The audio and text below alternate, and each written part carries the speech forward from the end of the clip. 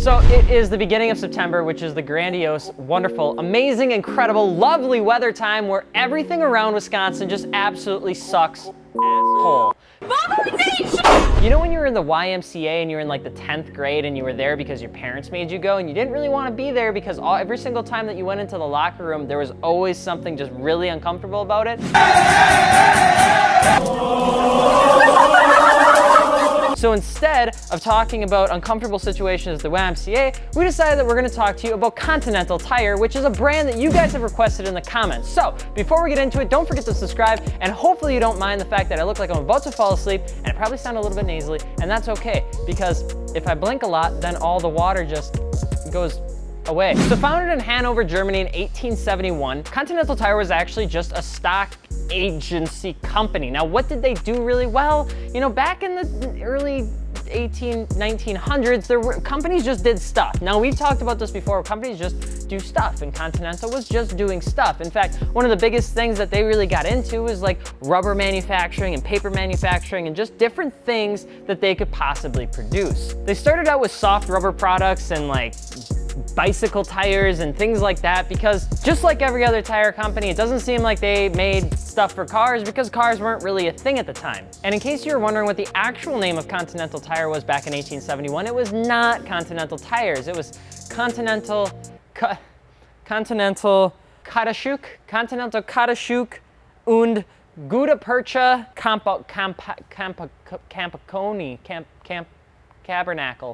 Tabernacle. Sunday, church. Okay, moving forward. Moving into the late 1800s, in 1898, they developed a pneumatic tire that had a very simple flat tread pattern, because through all the research and development that they were trying to get into, they realized that this was just a solid way to make a tire that people would want. Now, back in the day, there wasn't a whole lot of revolutionizing happening, besides the fact that you had tires taking a long time to being made, depending on the certain structure that your factory had. Continental was essentially going through the same growing pains as a lot of other companies back in the same time frame. The difference between Continental Tire and other brands, though, is that Continental Tire just wanted to get the craft down. They weren't trying to establish a million different patents. They weren't trying to revolutionize the wheel. They just wanted to make a product that people legitimately just wanted and that the suppliers and all the companies out there actually needed. In the early 1900s, they made different things for German airships. They made certain different, stuff.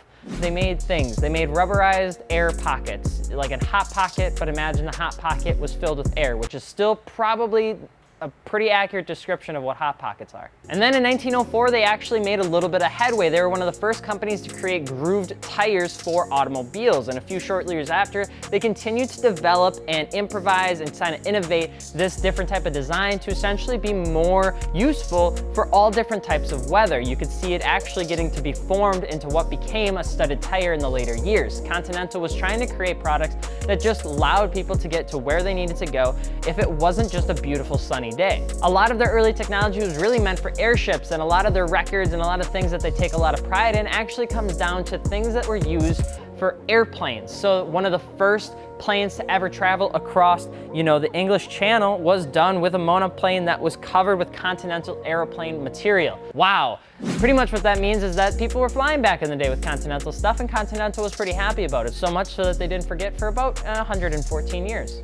And moving in through the 50s and 60s, they essentially got involved with anything that had to do with rubber products. So they made conveyor belts, they made steel and air springs, they made everything in between, because at the same time, while the tire business was going up and going down, depending who was at war with who and who won what war and what Cold War was going on, a lot of these companies like Continental had to find a way to essentially mitigate all of the profit and loss over a long period of time, and they did so by making products for pretty much everything to try and diversify their portfolio and put more legs underneath their stool. In fact, until the 1960s, Continental finally introduced a belted tire, which is now probably a pretty standard thing, but back in the 60s, it was pretty iconic, and it revolutionized the name of Continental into becoming one of the major players for the game.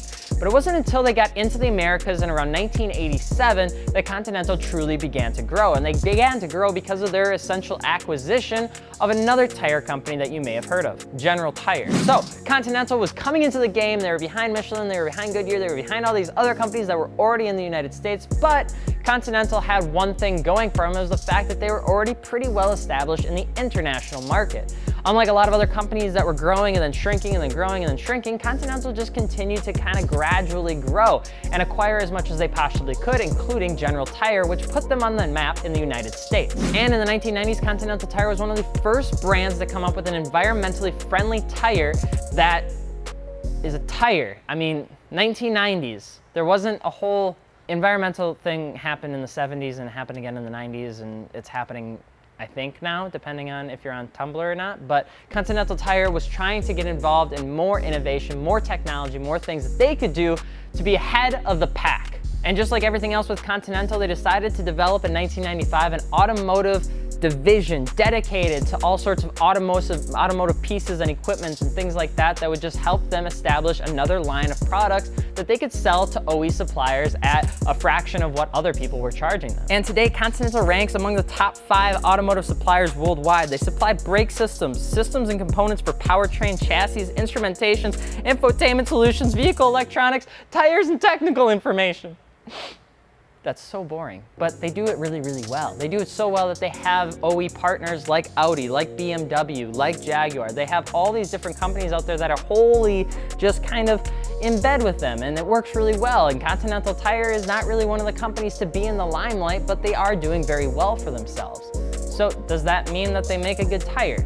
Yes. Because of all the different little legs that they have in the automotive division, it allows the R&D to kind of pick and choose what they need to know for different departments and different divisions to make their products better. So the stuff that they learn from their infotainment solutions is the same stuff that they're going to use to determine how much they need to go into R&D for drivetrains and things like that, depending on how people drive and where they go. And then from there, they develop a lot of their tire solutions and how do they drive and the research and development behind that. And then that gets fed to the OE suppliers, and the OE suppliers will help make their wheels and tires and cars and things like that because of the information that Continental can provide.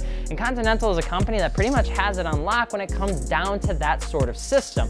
From pretty much the late 80s, Continental has been a brand that's been all about just establishing growth all across the board. And even though they got really close to kind of biting off more than they could chew in 2007 when they acquired quite a big chunk of a healthy division of another company, they still tend to do relatively well in today's market. Now, they're not the biggest and they're probably not the most active. Continental does have a motorsport, phase, kind of like when you were 16 and it was just a phase and then it ended in a couple years. But Continental does play a pretty huge part in motorsports, especially considering where you look. But that's not the huge facet of what Continental is really known for.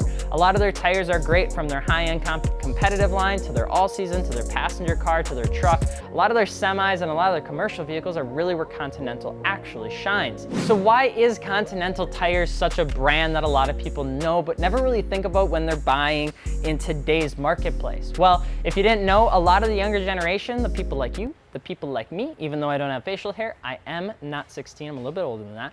You're gonna see that a lot of tire companies are organizing their focus towards us in a cool way. Cool way.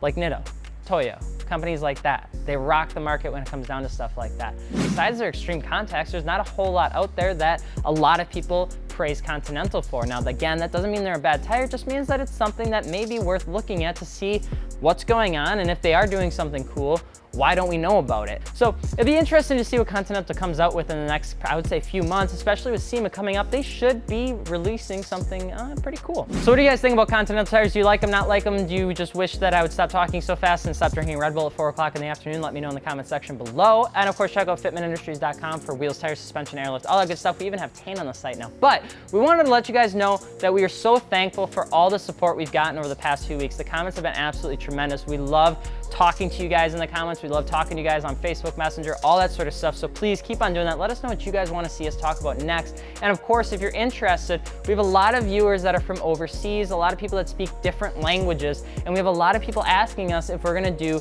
translation stuff for, captions for them. And while we would love to, it takes a long time to go through all of our videos. So we're actually asking for your help.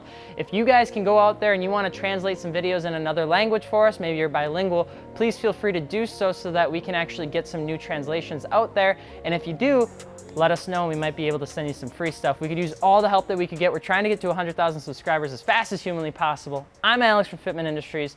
Thanks again for watching, and we'll see you later. Peace.